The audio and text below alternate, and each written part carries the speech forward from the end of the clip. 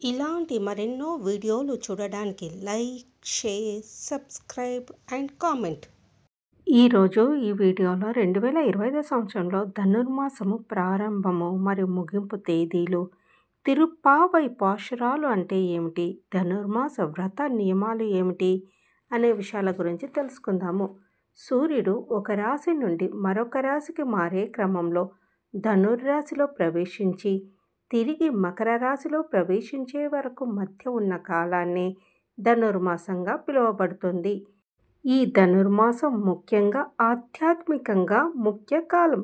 ఈ కాలంలో బ్రహ్మ ముహూర్తంలో నిద్రలేచి శ్రీ మహావిష్ణువును పూజిస్తారు. ఈ ధనుర్మాసము భగవతారాధన మినహా మిగిలిన శుభకార్యాలకు దూరంగా ఉండే కాలం. అంటే ఈ మాసంలో విష్ణు ఆరాధన తప్ప ఇతర శుభకార్యాలకు వివాహాలు కానీ నూతన గృహ ప్రవేశములు కానీ జరుపుటకు పనికిరాదు. అనగా శూన్య మాసము. 16వ తేదీ డిసెంబర్ 2025 మంగళవారం ఉదయము 9:49 ధనుర్మాసం ప్రారంభమై 14వ తేదీ జనవరి 2026 బుధవారం సాయంత్రం 6:10 వరకు ధనుర్మాసం ముగుస్తుంది. ధనుర్మాసంలో ఆలయాలలో పండుగ వాతావరణం నెలకొంటుంది. వైష్ణవులు ధనుర్మాస వ్రతానికి శ్రీకారం చుడతారు. విష్ణుమూర్తికి ప్రీతికరమైన మాసం ధనుర్మాసం. గోదాదేవి మార్గళీ వ్రతం పేరుతో ధనుర్మాసమంతా విష్ణు వ్రతం చేపట్టి స్వామిని కీర్తించింది. ధను సంక్రమణం రోజు స్నానాలు, పూజలు, జపాలు చేయడం మంచిది. సూర్య ఆలయాలు, విష్ణు ఆలయాలు సందర్శించడం శుభప్రదం.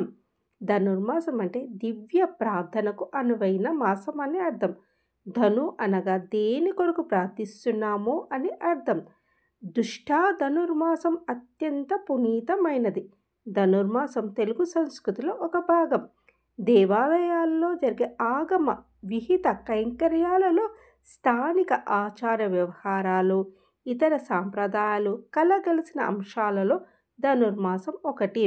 నిజానికి అంటే ఆండాళమ్మ పూజ, తిరుప్పావై పఠనము, గోదా కళ్యాణము, ప్రసాదాలు మొదలైనవన్నీ ద్రావిడ దేశ సాంప్రదాయమే అని మన పెద్దలు చెప్పారు. తిరుమలలో ధనుర్మాసం నెల రోజులు సుప్రభాతం బదులు తిరుప్పావై గానం చేస్తారు.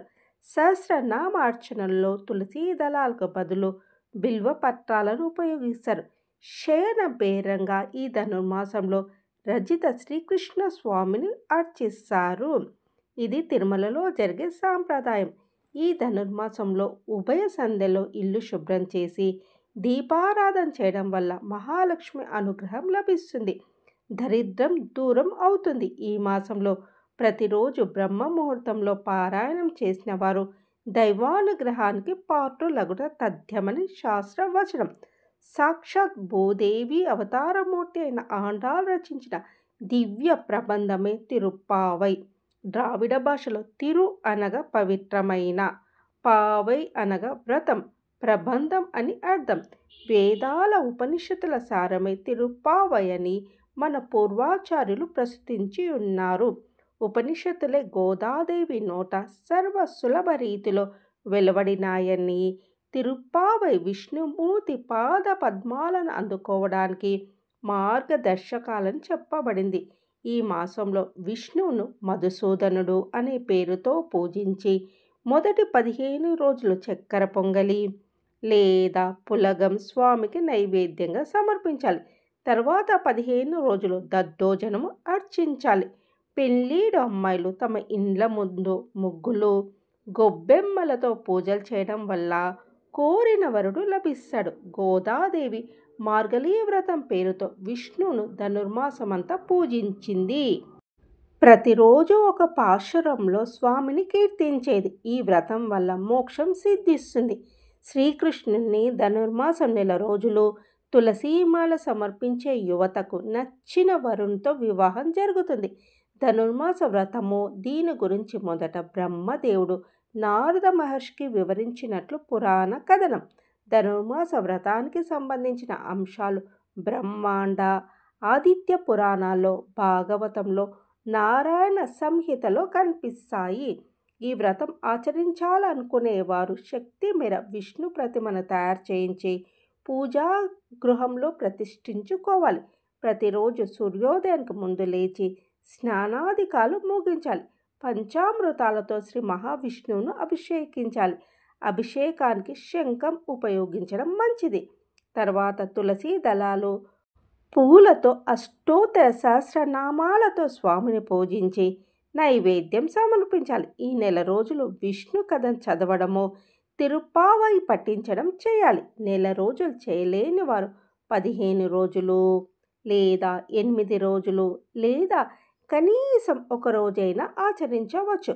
వ్రతాచరణ తర్వాత బ్రహ్మచారికి దానమిస్తూ మధుసూదన దేవేశ ధనుర్మాస ఫలప్రద తవ మూర్తి ప్రధానేన మమ సంతు మనోరథ అంటూ ఆశీస్సులు అందుకోవాలి. ధనుర్మాస వ్రతం చేయడం వల్ల ఇహలోక సుఖాలు, పరలోక మోక్షం పొందుతారు. ఆత్మ పరమాత్మను చేరుకోవడానికి ఉపయోగించేదే ధనుర్మాస వ్రతం. ప్రాచీన కాలం నుంచి భారతీయులందరూ ఈ వ్రతాన్ని ఆచరిస్తున్నారు. ధనుర్మాస వ్రత నియమాల గురించి తెలుసుకుందాం. ధనుర్మాస వ్రతం కోసము ముందుగా పంచలోహాలతో లేదంటే రాగి లోహం లేదంటే ఇత్తడి లేదా వెండి ఇలా ఏదైనా లోహంతో తయారైన శ్రీ మహావిష్ణు విగ్రహాన్ని ఇంట్లో ఏర్పాటు చేసుకోవాలి.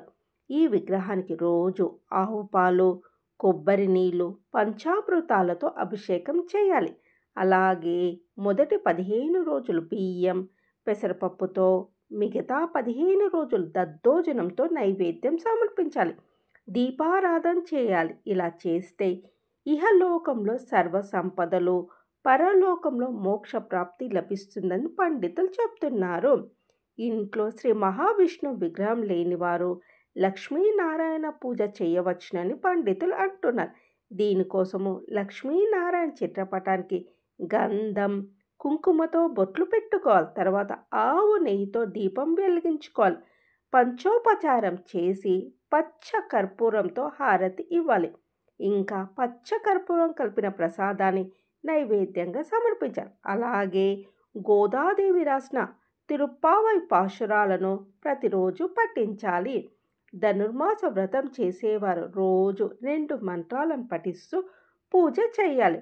ఓం శ్రీ గోదాదేవి సహిత రంగనాథ స్వామినే నమః.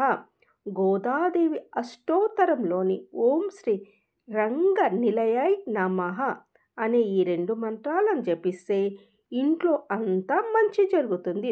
ఈ ధనుర్మాసంలో విష్ణుమూర్తి ఆలయానికి వెళ్తే గంధం లేదా వెన్నపూసను భక్తులకు పంచాలి.